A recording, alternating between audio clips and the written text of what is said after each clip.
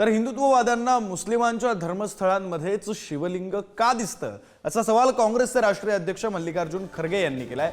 तर खरगे यांनी स्वतःची तुलना ज्योतिर्लिंगाशी केली आहे। 12 ज्योतिर्लिंगांपैकी मीही एक आहे। माझ्या वडिलांनीच माझं मल्लिकार्जुन हे नाव ठेवलं आहे। आता बोला असंही ते उपरोधानं म्हणाले। दिल्लीतील रामलीला मैदानावर काँग्रेसतर्फे आयोजित संविधान सभेत ते बोलत होते।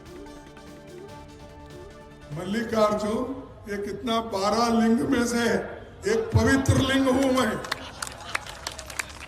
मेरा बाप ने ऐसा नाम रखा कि ये 12 लिंग में से एक लिंग वो मल्लिकार्जुन।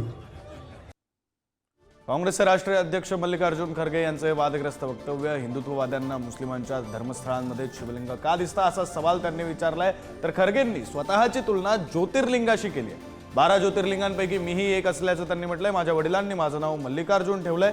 आता बोला असं ते उपरोधाने म्हणालेत। मात्र हे वक्तव्य वादग्रस्त आहे।